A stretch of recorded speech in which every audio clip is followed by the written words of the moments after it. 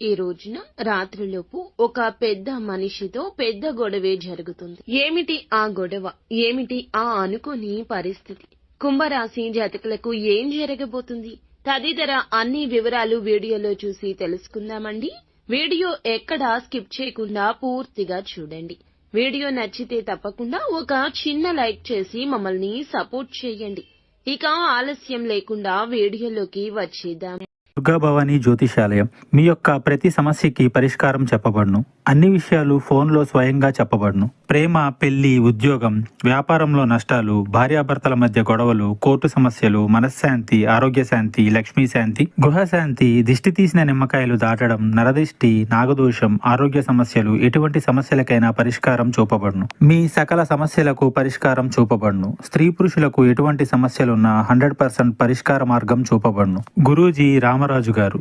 Phone number 9121191826. ఈ రోజున గోచర రీత్యా ఇలా జరగక మానదు. మీరు చెప్పిన మాటలు తప్పుడు భావనలకు దారితీయొచ్చు. ఒక ఫైల్ లేదా ఆలస్యం లేదా సమాచార లోపం, కమ్యూనికేషన్ గ్యాప్ వల్ల మీ పైన గట్టిగా మాటలు, నిందలు రావచ్చు. మీ యొక్క బాస్ మీ మాటలకు మీరు మౌనంగా ఉండలేని పరిస్థితి కానీ, మాట్లాడితే పరిస్థితి అదుపు తప్పేలా కానీ ఉండొచ్చు. ఇక హఠాత్తుగా ఇంట్లో పెద్దవారితో అభిప్రాయ భేదాలు కూడా రావచ్చు. పాత విషయాన్ని తీసుకొచ్చి ఒక పెద్ద మనిషి మీ మీద అసంతృప్తిని వ్యక్తం చేయొచ్చు. మీరు మౌనంగా ఉంటే కూడా అలసత్వంగా చూపినట్లవుతుంది. అది గొడవకు కూడా దారి తీయొచ్చు. మీ వ్యాఖ్యాన్ని తప్పుగా అర్థం చేసుకున్న వ్యక్తి జనం ముందు గట్టిగా మాట్లాడితే, తిడితే మీ ఆత్మ గౌరవానికి గాయం కావచ్చు. మీరు తెలిసిన ఒక పెద్ద సామాజిక స్థాయి వ్యక్తితో ఫోన్ కాల్ లేదా మెసేజ్ ద్వారా అపార్థం కూడా చోటు చేసుకోవచ్చు. ఇక శత్రుగ్రహంగా ఉన్న కుజుడు మిష్ట స్థితిలో ఉండడం వల్ల మీ మాటలపై మీరు నియంత్రణ కోల్పోతారు. అంతగా తప్పు చేయకపోయినా సరే దోషం మీకే అనిపించేలా వాతావరణం మారుతుంది. కొంతకాలంగా మీరు సహిస్తూ వస్తున్న ఒక సమస్య బలంగా ఈ రోజున బహిర్గతం అయ్యే గ్రహ ప్రభావం మీకు చూపిస్తుంది. పరువు నష్టం, ఇతరుల ముందు మీ మాటలు తక్కువ అయిపోతాయి. ఈ రోజు ఆర్థిక సమస్యలు మీపై అనుచితంగా నిందను మోపుతాయి. ఉద్యోగ భద్రతకే ముప్పు కలుగుతుంది.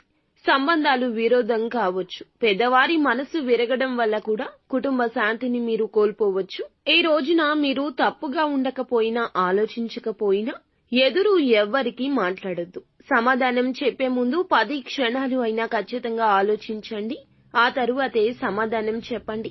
పరిష్కారం కావాలి అనుకుంటే మౌనం ఒక్కటే మీకు ఆయుధం.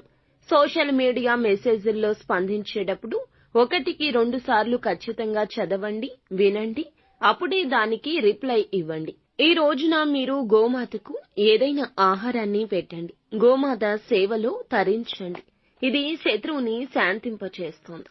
అలాగే ఓం సం శనైశ్వరాయ నమః అనే ఈ మంత్రాన్ని ఈ రోజు 27 సార్లు జపించుకోండి. రాత్రి సమయంలో శివుని పటం వద్ద నెయ్యి దీపాన్ని వెలిగించండి. పరమశివునితో ఈ రోజున మీ కష్టాలు